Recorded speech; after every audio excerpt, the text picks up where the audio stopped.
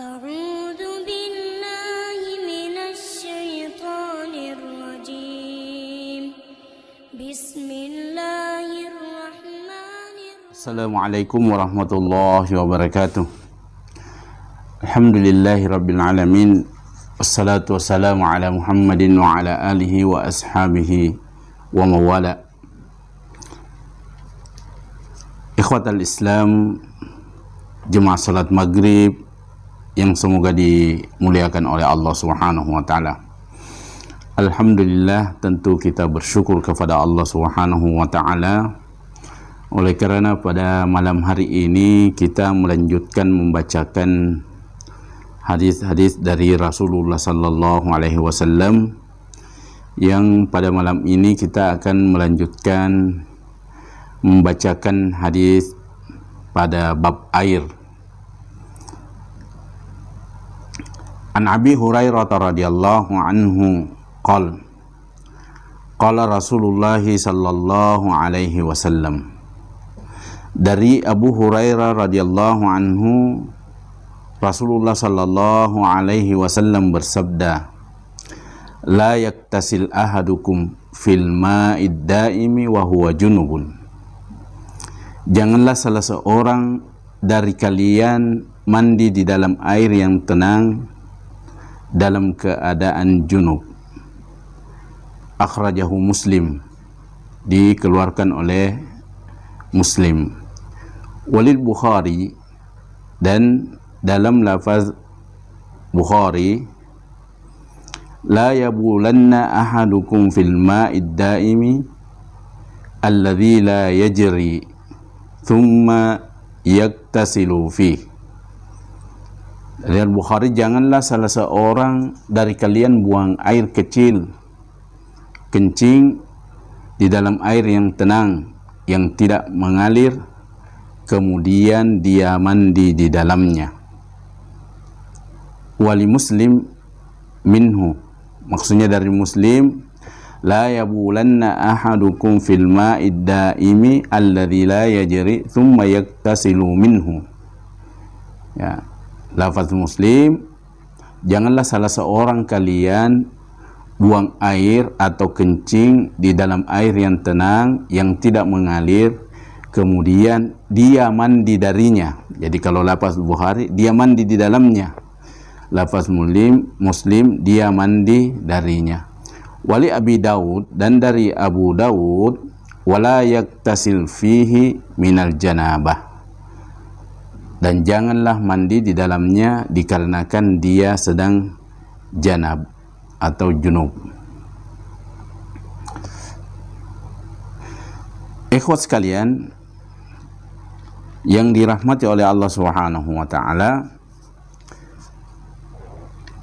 perlu kita jelaskan di dalam hadis ini ada 3 hal, ya.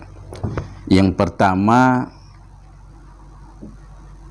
yang dikeluarkan oleh Imam Muslim adalah larangan mandi, ya, bercebur di dalamnya air yang tenang, yang tidak mengalir dalam keadaan dia junub. Yang kedua, larangan mandi dari air bekas dikencingi. Ya, tadi la yabulanna ahadukum fil ma'id daimi alladhi la yajri thumma yaktasilu minhu. Ya. Jadi kencing di air yang tenang itu tidak mengalir, kemudian dia mengambil air untuk mandi. Kalau tadi orang yang junub kemudian turun ke air yang tenang tidak mengalir itu, dia bercebur mandi di situ dalam keadaan junub. Nah, terus dalam riwayat Bukhari, walil Bukhari, la yabulanna ahadukum fil ma'id daimi alladhi la yajri thumma yaktasilu fi. Janganlah salah seorang kencing kemudian mandi sekaligus. Dia kencing di tempat air yang tidak mengalir itu, ya, kemudian dia sekaligus mandi di dalamnya.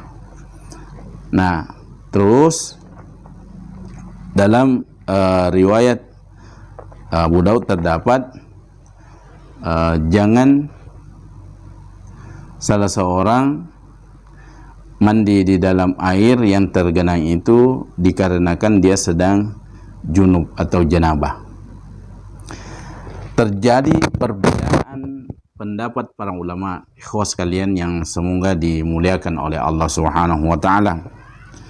Apakah larangan ini berkonsekuensi haram atau sekadar makruh? Ya.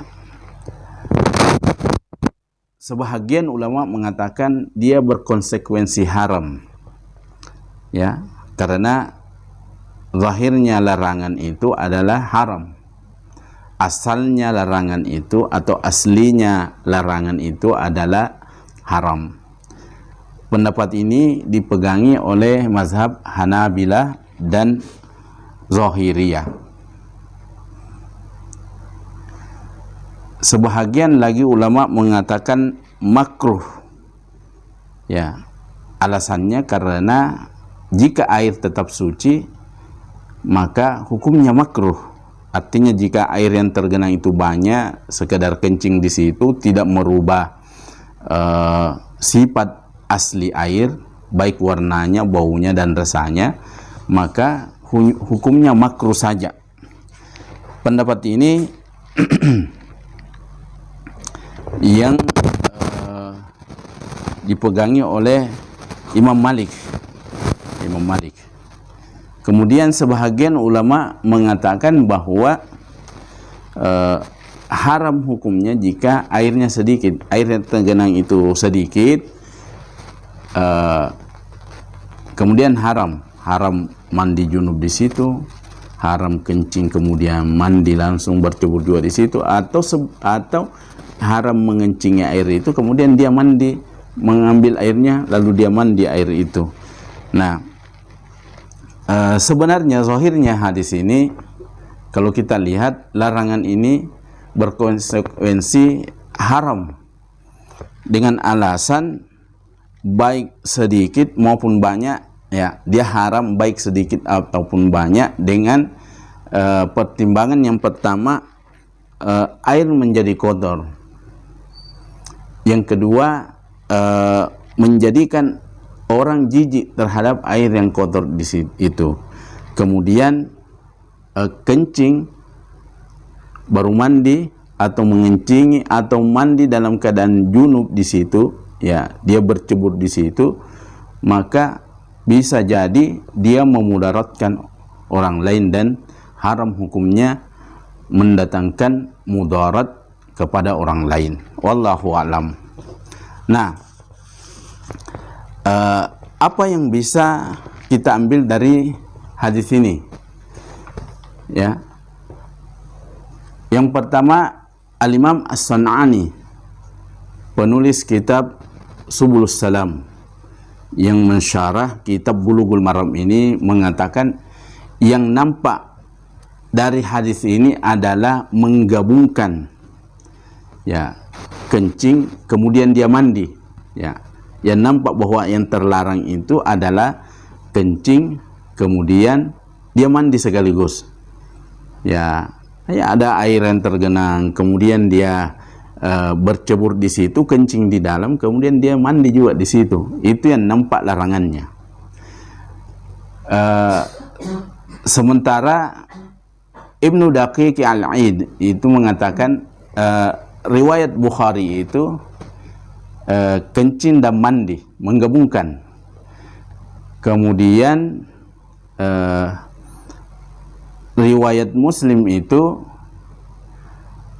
kencing kemudian mandi daripada airnya. Dia tidak bercebur, dia kencing di air yang tergenang yang tidak mengalir itu, kemudian dia mengambil airnya, mungkin menciduk atau menimba, dia gunakan mandi. Itu terlarang juga. Nah, hadis Muslim yang lain terlarang dia sedang junub kemudian dia turun bercebur di situ meskipun tidak kencing, ya. Itu menurut Ibnu Daqiq Al-Aid. Yang ketiga yang bisa kita ambil faedah dari hadis ini, menunjukkan bahwa indahnya syariat Islam, karena persoalan-persoalan kecil seperti ini secara zahir ya kecil kelihatannya, tapi itu penting, sangat penting di dalam Islam. Dan begitu indahnya Islam ini mengatur masalah kebersihan, dan tidak ada ajaran yang mengatur kebersihan itu sebagaimana Islam mengatur kebersihan. Yang keempat, larangan bercebur pada air yang tenang dan tidak mengalir bagi orang yang sedang junub, ya, sedang junub, meskipun dia tidak kencing.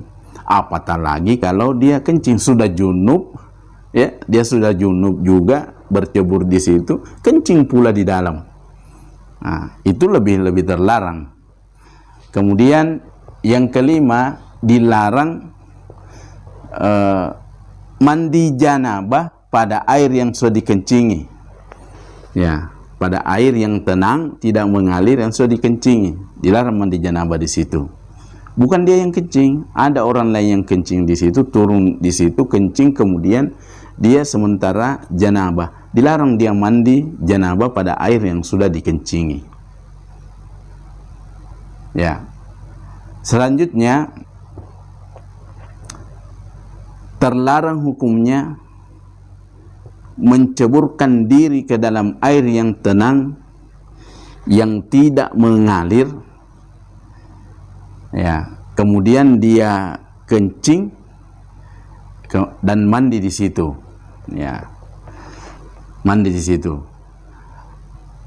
Terlarang juga hukumnya dia kencing, kemudian dia mengambil air dari air yang tergenang yang sudah dia kencingi itu, kemudian dia mandi. Pertanyaannya, bagaimana kalau BAB? Ya tentu BAB lebih besar lagi, ya, lebih-lebih jika dia BAB. Ya, kalau digabung tambah berat lagi, dia kencing, dia BAB juga, kemudian dia mandi di situ, maka tentu lebih terlarang lagi hukumnya. Bagaimana jika airnya misalnya sangat banyak, ya, sangat banyak, ya, seperti misalnya ada danau atau ada cek dam. Cek dam itu biasanya besar-besar dan banyak airnya. Nah, sebahagian ulama mengatakan masuk ke umuman larangan ini. Sebahagiannya lagi mengatakan bahwa air yang sangat banyak seperti itu keluar dari kemutlakan larangan itu. Ya, karena kecil sekali kemungkinan kencingnya ataupun junubnya dia mempengaruhi air itu. Artinya kecil kemungkinannya air itu menjadi kotor. Kecil juga kemungkinannya memudaratkan orang lain. Kecil kemungkinan membuat perbuatannya itu kencing di dalam di situ, atau dia mandi junub di situ, kecil kemungkinannya membuat orang jijik terhadap air itu, maka itu keluar dari kemutlakan larangan ini. Artinya tidak masuk di dalam hadis ini.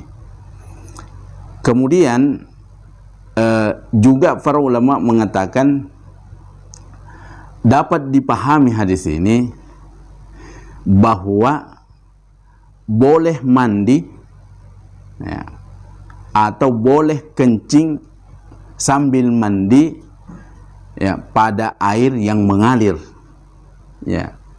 Kan yang terlarang itu adalah dilarang kencing sekaligus mandi, atau dilarang kencing kemudian dia mandi daripadanya, atau dilarang mandi di tempat, di air, mandi sementara dia sedang junub di air yang tergenang yang tidak mengalir. Ya, berarti dipahami bahwa bolehnya mandi, kencing, atau boleh mandi dalam keadaan junub di air yang mengalir, seperti sungai. Dia ada sungai, turun ke situ karena airnya mengalir, dia kencing, dia mandi di situ, tidak ada masalah. Atau dia orang mandi junub pergi ke sungai, airnya mengalir, dia mandi junub di situ boleh.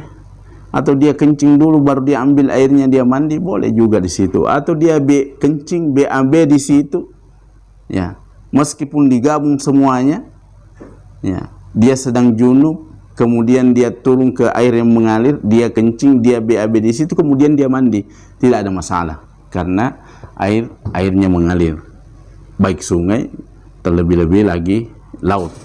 Saya kira ini faedah yang bisa kita ambil, ikhwas sekalian, jemaah salat maghrib yang semoga dimuliakan oleh Allah Subhanahu wa taala. Hendaklah kita berhati-hati terhadap air yang tergenang, tidak mengalir, jangan sampai kita masuk ke dalam larangan.